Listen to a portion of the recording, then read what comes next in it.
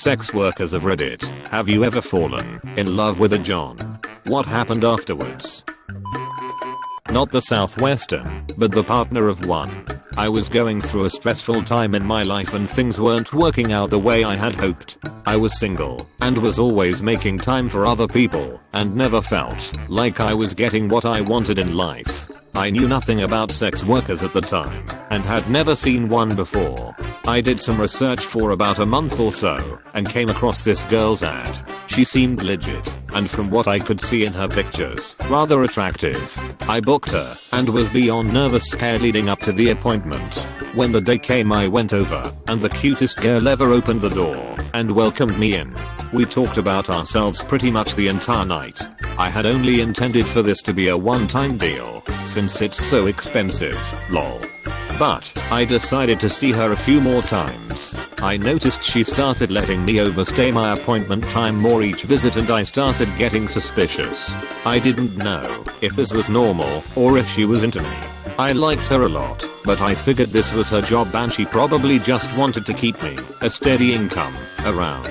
She started doing other favors like making me dinner and my mind started going crazy and had to know what was going on. So I confessed that I liked her and hoped that was okay and asked her to clarify what she had been doing and what it meant. Turns out she totally had feelings for me. We decided to date and now we are getting married. When I was in Amsterdam I did a red light tour and the tour guide told us how, when he was young and inexperienced he shopped around the windows for a while, found the beautiful woman he'd ever seen, and kept coming back until he worked up his nerve. Eventually he went in, stayed in there talking to her until about 4 in the morning. Then she took him back to her place. That was 9 years before he told us the story and they'd been together since then. She still worked as a sex worker and he was so open about everything. It was really interesting to get such an outlook from a tour guide. My fiancée is a stripper at a bikini bar. I used to frequent her club because my friend's sister was a bartender there and would hook me up on my bar tab. I met my fiancée and got to know her pretty well over the next 2.5 years. Then one night we were both there for my friend's, the bartender, birthday and got pretty drunk. She told me she had a crush on me and then later said she wanted to go home with me, which she did. A year to the day after that I asked her to marry me and I've been in the best relationship of my life for almost 4 years. Related only, but one of my friends with unlimited business expenses was hosting in Nick clients from London. That night ended up at a strip club across the street from my home and $1,000 in lap dance tickets, $20 each, in the middle of the table. I tried one, not my thing, so I pocketed 3 of the tickets as souvenirs. A year later, my nephew was visiting me as he turned 21, so I gave him the 3 tickets and sent him to the strip club. He did not return, but called at 8 AM. I'm making breakfast over at Dawn's place. They went out for a few months. I worked as a stripper and fell in love with the manager. I saw girls always fawning over him leaving some tips on stage, so he would bring them back to the dressing room and they could flirt with him. I assumed it was a phase and tried to ignore my feelings. At the time I was suffering from chronic pain and an eating disorder. He just cared so much and went out of his way to help. We've now been married for 15 years and have 3 children. A friend of mine's sister and her friend were/are sex workers. They both fell in love with the same customer. The bloke was a bookie and I'm pretty sure they loved the free drugs he gave them, not him. They had a huge blowout over this guy and basically didn't take long before they stopped communicating. They both confessed their love for him and he cut ties with both because he wanted to spend more time with his wife. This was years ago when I was 21, but it brings back a lot of emotions even now. One of my regulars was a disabled gentleman in his 50s. He had broken his spine in an industrial accident and was paralyzed from the chest down. He'd gotten a large settlement and invested in property including his beautiful accessible cabin on the lake. He'd pay for me to spend weekends with him there as well as trips to the coast and the casino, where he would give me money to play slots or see a show while he played cards. He was kind and funny and had a comforting nature. I had bad experiences with men, but his disability made him vulnerable and open in a way that moved me and put me at ease. I even learned some of his care routines so I could be with him for longer periods. He died when he developed a clot in his leg that broke free and got into his lungs. I didn't find out until 2 weeks afterward. His passing really shook me. I thought I had distance. I didn't realize how much I cared for him until he was gone. I did a short stint as a stripper. One night I had an odd guy come tip me while I was on stage and kept trying to get my number. After I got the guy to leave me alone, another man got out of his booth and threw $20 at me, praising me for how I dealt with the weirdo. I finished my set on stage and sat down with that guy to thank him and chat. He had his boss in the booth with him, and it turns out his boss loves him as much as I do, so we hit it off. I was a part-time stripper, so my schedule was inconsistent, but boss man always tried to come by and buy me drinks and just chat.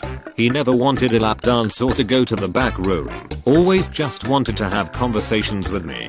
We talked about anything and everything. We were the same kind of weird. We exchanged numbers shortly before I abruptly left the industry and disappeared for months to try repair the crappy abusive relationship I was in, but we never texted each other. When I was in a dark place surrounded by unsupportive people, I texted him out of the blue asking if he wanted to hang out. He was so excited. According to some of the dancers that worked at the club, in the months after I vanished, he would check every weekend to see if I was working, and when he didn't see me he would leave. In any case, one date led to another and now we are engaged. We are still working out the perfect alibi for our families on how we met, but most of our close friends know the whole story. TW. Suicide. Not my story, but people I love and care about. My amazing daughter-in-law's mother was a phone sex worker for many years after the death of her husband. She had a heart condition and couldn't work regular jobs. Her husband, my daughter-in-law's father, ran guns and drugs in the early 90s and shot himself in the head while high on heroin in front of my daughter-in-law when she was only 2 years old. They lived in extreme poverty after that. My daughter-in-law is a gifted artist and would draw pictures of popular anime characters for classmates for money just to buy lunch. I asked her why her mom didn't apply for free lunch or food stamps, and she said she wasn't sure, but she was always hungry and their living situation was less than ideal. Her mom, we will call her Annie, became close to a client over the phone. It went far beyond typical phone sex and they developed a really intimate relationship. Eventually he wanted to meet. It didn't go well. Annie had lied about her appearance. She claimed she was a former actress and beauty queen down on her luck. This was far from the truth. She was also dishonest about her health condition and he, let's call him Bill, became very angry with her deception. He ignored her calls after the meeting. They didn't speak for several months, but he missed her companionship and truly discovered he loved her. He came back around. Bill developed a fatherly relationship with my daughter-in-law in her teens. He paid most, and often all of their rent. He lived in another city, and would come visit every couple of weeks. Bill and Annie never had a physical relationship, but they had a deep relationship and intimate understanding of each other. Annie died 2 years ago. Before she passed, my son and daughter-in-law moved in with us to find better jobs and cheaper housing in a different state. They have 2 beautiful children, and found a place of their own. They are thriving, well-adjusted, and happy. Bill flies out every couple of months to visit. He loves my grandkids as much as I do. He spoils them rotten and truly enjoys being grandpa. I'm immensely grateful for him. My daughter-in-law has no parents or siblings, but she has us and Bill. Friend of mine did. She'd been sex trafficked, held against her will to work off her visa, and had her passport confiscated. He was a client of hers, and when they got close enough she told him her story and he worked with law enforcement to get her out. They've been married over a decade now. I was sort of a sugar baby. He wasn't super wealthy and didn't shower me with luxury. I was freshly 18. He was 40. I met him through a mutual friend, who initially thought nothing of it. Eventually we started hooking up in a very dom/sub way. He got me small gifts, i.e. clothes, makeup, jewelry, paid for my tattoos, paid for hotel stays, Disneyland, etc. We eventually got to know each other and realized we had a lot in common and got along well. We both knew it was a fantasy that couldn't last. Finally we admitted we had fallen in love. I knew it would never work as he had 3 kids, the oldest one being my age and the youngest one living with him still.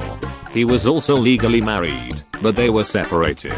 Eventually we parted ways as friends, but not a day goes by that I don't miss him or what we had. Using my throwaway, I was a sugar baby the moment I turned 18. Started having sex with a 60-year-old doctor. I was poor, so the constant showering of gifts, money, dinners, vacations, and clothes, I guess made me fall in love with him. All I would think about was Lonnie, fake name, and what amazing thing Lonnie had planned for us that day. One day I get a call from Lonnie, and he tells me we can't see each other anymore because he had caught feelings for me. I took this as my opportunity to tell him how I felt, and I really thought we would get married. He then told me I can't be in love with a whore, so I have to let you go and move on to another girl I don't have feelings for. I was broken and depressed for a long time. I ended up using some of the money he gave me for therapy and eventually I got over it. From the customer side, I was in relationship with a sex worker, one of the best of my life. We met as you would imagine, but without going into too many details she was different, and I soon became obsessed. I would see her every chance got. I was living in not the country at the time so had no real friends and she helped me with a lot of things, getting an apartment set up and stuff like that. I hoped we were heading for more than a client/customer relationship, but did not want to jinx it. One day she did not take the money I left out, and when I pointed that out she got upset, and basically told me I was an idiot for not noticing that we were now in a relationship. She was a sex worker for a few months and mainly had regular. After that it was just me and her. I loved her, and I know she felt the same about me. We were together for a little over a year and, even when we broke up we stayed friends. That was over 10 years ago, and we stayed in touch after. We have been on holiday together since. She has visited me at home. She has now moved back home, is running a successful business, and is getting married soon to a guy who really looks after her. I still care about her, and I'm glad that she is happy. I've never used the term John, just client. While I haven't fallen head over heels for a client, I definitely have a few clients that I love. It might weird them out, so I wouldn't tell them, but it's the truth. You meet some very interesting, caring people in my line of work. I'll start with my story to get the ball rolling. Former sex worker. When I was 18 I began seeing a married man in his early 40s who treated me with respect, genuinely listened and helped me with my school, and we hung out a lot too without having sex. After about 3 months of seeing him almost every day I started to become attached. Then one day I told him that I thought I was in love with him, and he told me, I still love my wife. I only keep you around for your head game. I was devastated and never saw him again. Really happy for the fairy tales people are telling here, but these stories don't end well often. I had a second-degree cousin who was a sex worker in Brazil. Started doing it as a teenager, since her father left her sick mother without a penny, and she was a very beautiful girl. Worked as a sex worker for a few years, and ended up meeting a Spanish tourist when she was 22 or 21. The guy was Prince Charming himself. Came back to Brazil a few months after meeting her to marry her and take her to Spain. Was really kind with the entire family, flooded everyone with gifts, and sounded like a genuine nice guy. A few months passed after their marriage and things seem fine. She gets to visit the family, sends updates constantly. Out of nowhere, silence. She completely disappears for years. It was the 90s, before cell phones or social networks. Her mother tried to reach the police, but it was useless. After around 8 or 9 years of silence, she calls back. According to her, the guy was extremely jealous and abusive. The first signs were weird, but nothing terrifying, in her opinion. But things got worse, with physical and psychological violence, forbidding her of leaving the house, until it turned into a situation where she was completely locked off the external world. She ended up running away from home after many tries, and took refuge on a church. While living at that church, she remembered one of her cousin's phone number, one of the few she memorized, and managed to call the family back. Most of us thought she was dead by then. That was in 2004. She had been missing since 9596. Now she is married and living in Spain with a regular man she met at the church. Ironically, I ended up in the only healthy relationship I've ever been in. We just clicked on our first date, laughing and having so much fun, and felt like best friends after the second date. We are getting married soon. My boyfriend is so smart, so hardworking, and such a good dad. He's so sweet and nurturing to me. He's actually the only boyfriend who has treated me like an actual person and cares about actually knowing who I am. If I listed all the things I love about him, my comment would be so long that nobody would read it. Being a sex worker is not what most people imagine. They think it's getting treated like garbage by perverted, hideous sadists, just gritting your teeth to get through horrible, disgusting experiences. I mostly only met guys who were divorced, worked from home, and new to the area, just hadn't had any luck on dating apps. They were all normal guys with good education and a good head on their shoulders, just lonely, or too busy / not interested in having a girlfriend at the moment. I only slept with guys I enjoyed spending time with. It was actually a big step up from the guys I had normally dated. The few people who did treat me like a piece of garbage to throw away were people in my life who judged my choice. Never fallen in love with a client, but I do love some of them. My first ever in-person client and favorite regular is an absolute sweetheart and has a lot of the same kinks as I do. Seeing him has the same excitement to it as hooking up with a hot friend. We had to cancel our last session because of lockdown, and I miss him a lot. Well, I went into a strip club once, and my wife was dancing. She left with me that night, and now we have been married for 3 years.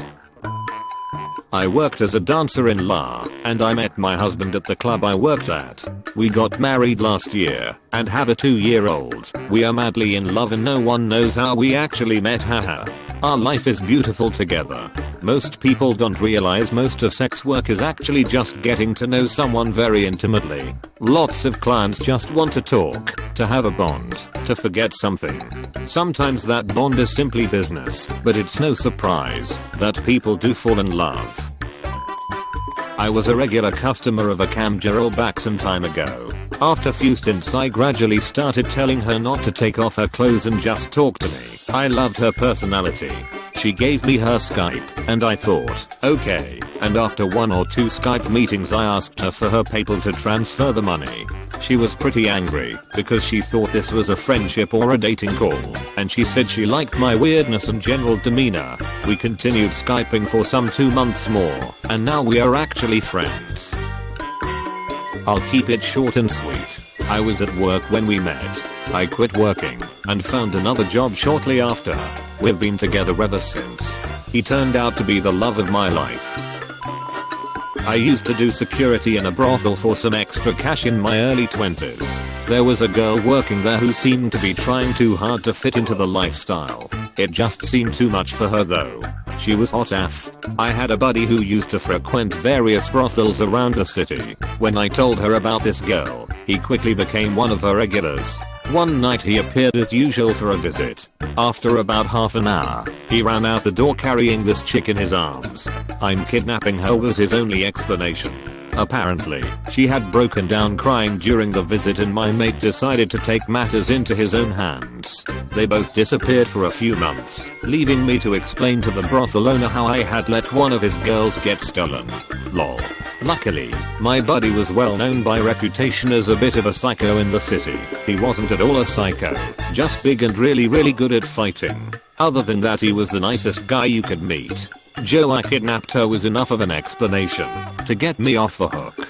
As it turned out, he had taken her traveling the world for a few months. They were in a steady though tumultuous relationship for a few years after they got back, and the girl got out of the game for good. It didn't last, but they were great together for a while at least. I was a stripper for a short time. A guy in his 20s had friends who worked at the club. He would sit around and drink with the girls, and I was introduced to him. He gave me some attention, and at the time I had very low self-esteem, and I was worth his time or something. I really fancied him, not because he was particularly handsome, nice, interesting or anything really. I was just really alone and felt unworthy. I would pay for everything we did. I trusted him in my apartment alone. I was at work one night, and when I came home my wallet, that I had hidden, but not well enough, with $4,000 in tips was gone. I asked him about it, and he denied taking it. I was naive and believed him. I heard he was sleeping with one of the girls from the club, but didn't believe it. I didn't look after myself and got pregnant. I had a bit of a moment on stage where I cried, and ran off and left. I never went back. He broke up with me over text message. I had no friends, and couldn't tell my mum. I took a large dose of Seroquel, and lay in bed uncomfortable for hours not being able to sleep, but was far too uncomfortable to be awake. I was sick.